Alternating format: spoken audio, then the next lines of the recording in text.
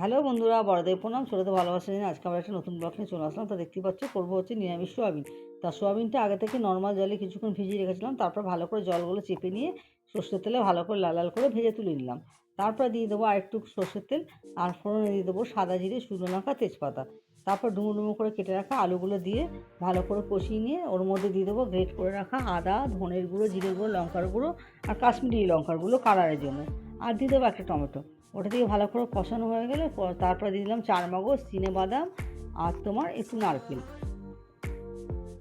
দিয়ে আবারও ভালো করে কষিয়ে নেবো। তো আমার ভিডিওটা যদি ভালো লেগে থাকে একটা লাইক ও সাবস্ক্রাইব করে দেবেন।